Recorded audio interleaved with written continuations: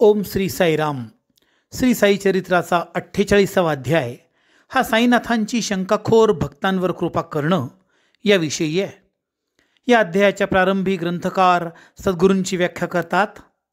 ते म्हणतात, ज्यांच्याकडून आपल्याला वेदांचे, उपनिषदांचे, 6 शास्त्रांचं ज्ञान मिळतं आणि जे आपल्याला आदर्श जीवन जगण्याची दिशा दाखवतात ते सद्गुरू. ग्रंथकार म्हणतात, जन्मोजन्मीच्या पूर्व पुण्याईमुळे साईनाथ आणि माझी भेट झाली. 18 वर्ष वय असताना तारुण्यात साईंनी स्वतःच्या मनावर पूर्ण ताबा मिळवला. सदा एकांतात बसावं, आत्मस्वरूपाचं ध्यान करावं, सुखदुःखाच्या पलीकडे असावं, अशी अवस्था प्राप्त झालेले साई महाराज यांनी देहत्याग केल्यावर सुद्धा भक्तांचं कल्याण केलं. अशा या योगी राजाचं साई चरित्र ही रचना अतिशय गोड आणि पावन आहे. साई चरित्राच्या ओव्या आपल्या मनाला उभारी देतात. मनःशांती देणारा हा ग्रंथ जीवनाच्या वाटेवर सदा सर्वदा सोबत करतो हे विशेष. श्रोते हो, अक्कलकोट इथे राहणारे सपटणेकर हे वकिलीचा अभ्यास करत होते. त्यांना त्यांच्या शेवडे नावाचे एक मित्र भेटले. दोघांनी एकमेकांना अभ्यासाबद्दल चर्चा केली. त्यांच्या चर्चेत जेव्हा इतर विद्यार्थी सामील झाले, चर्चेत शेवडे यांची बरीच उत्तरे चुकल्याचं लक्षात आलं. सर्वांनी त्यांची थट्टा केली. काय हा परीक्षा पास होणार, असं सगळे म्हणू लागले. सर्वांचे बोलणं संपल्यावर गोखले म्हणाले, माझे साईबाबा मला पास करायला समर्थ आहेत, मी का काळजी करू. त्यांच्या या बोलण्याने सपटणेकर यांना मोठं नवल वाटलं. चौकशी करताच त्यांना शेवडे यांनी साईनाथांबद्दल सांगितलं. ते म्हणाले, अहमदनगर जिल्ह्यातील शिर्डी गावातील मशिदीत एक फकीर खूप नावाजलेले आहेत.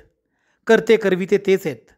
मी कितीही प्रयत्न केले तरी यावर्षी मी नापास होईल, मात्र पुढील वर्षी मी नक्की पास होणार.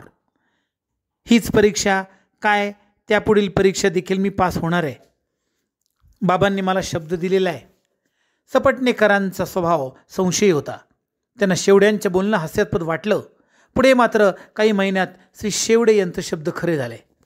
सन 1913ला अचानक सपटणेकर यांच्यावर काळाने घाला घातला आणि त्यांचा एकुलता एक मुलगा घटसर्पाने मरण पावला. ते निराश झाले, हताश झाले. त्यांनी तीर्थयात्रा केल्या, ग्रंथ वाचले, पण मनाला उभारी मिळत नव्हती. अचानक शेवडे यांचे शब्द आठवले. साईबाबांबद्दल त्यांनी सांगितलेले शब्द त्यांच्या मनात घोळत होते. ते आपल्या परिवारासोबत शिर्डीला आले. साईंचे दर्शन घेतलं. त्यांच्या मनाला एक अनामिक शांतता मिळाली. पण ते साईसमोर जाताना जाता तोच नारळ अर्पण करून चरणावर नतमस्तक ते झाले. बाबा म्हणाले, चल हट. बाबांनी असे झिरकडताच सपटणेकर नाराज झाले, मागे सरकले. लवकरच बाळा शिंपीच्या सोबत साईजवळ जाताच बाबांनी त्यांना दर्शन दिलं, जवळ घेतलं, पण पुन्हा चल हट असं बाबा म्हणाले. बाबा पुढे लगेच म्हणाले, इथून लवकर जा. सपटणेकर व बाळा शिंपी म्हणाले, स्वामी समर्था, तुमची आज्ञाभंग करणं कोणाला शक्य नाही. चल हट या धिक्कारयुक्त शब्दांनी तुम्ही आमचा सत्कार केला. काय हे आहे हे समजत नाही, पण तुमची कृपा असू द्या आमच्यावर. दोघेही आपल्या गावी परतले, पण त्यांच्या मनात चल हट या शब्दांची बोचणी सुरू होती. पुढे सपटणेकर यांच्या पत्नीला एक स्वप्न दृष्टांत झाला.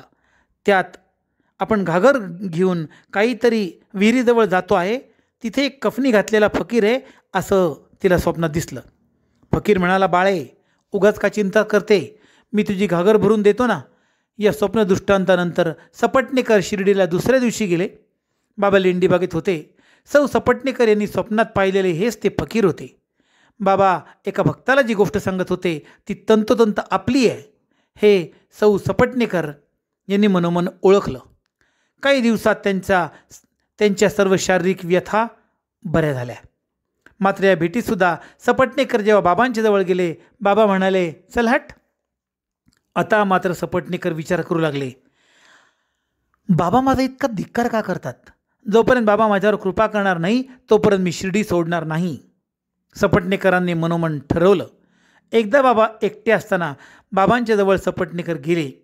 बाबांनी त्यांच्या डोक्यावर हात ठेवला. सपटणेकर साईंचे पाय दाबत बसले.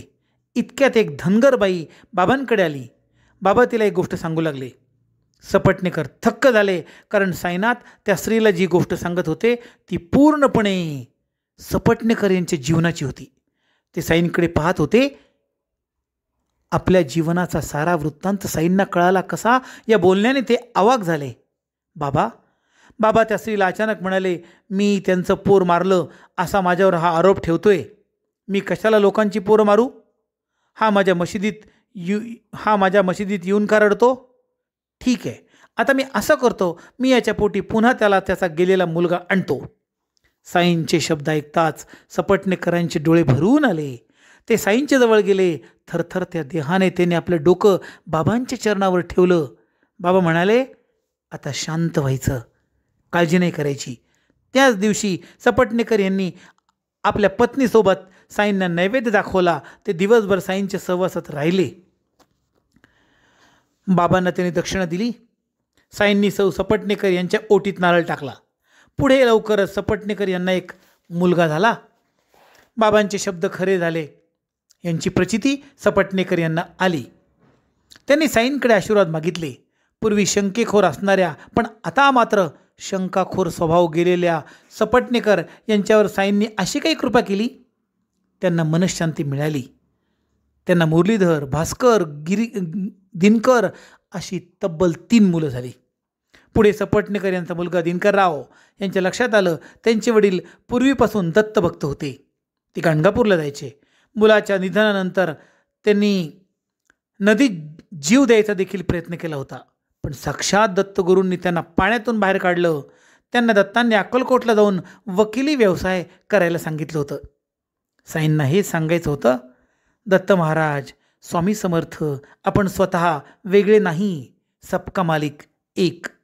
आपण एकच आहोत. मग का सारखं सारखं इकडं तिकडे फिरायचं? का अस्वस्थ व्हायचं? का विश्वास ठेवायचा नाही?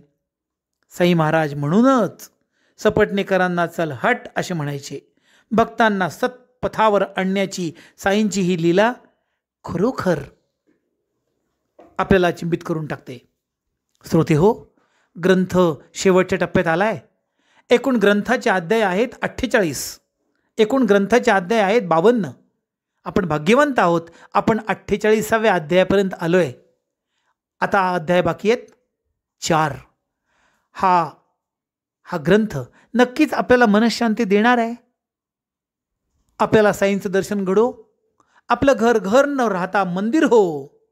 सदा सर्वदा साईंची कृपा अखंड आपल्या कुटुंबाच्या पाठीमागे राहो. या शुभकामनेसह हा 48वा अध्याय थांबवतो. भेटूया उद्याच्या एपिसोडमध्ये अध्याय क्रमांक 49ला. तोपर्यंत ओम श्री साईराम.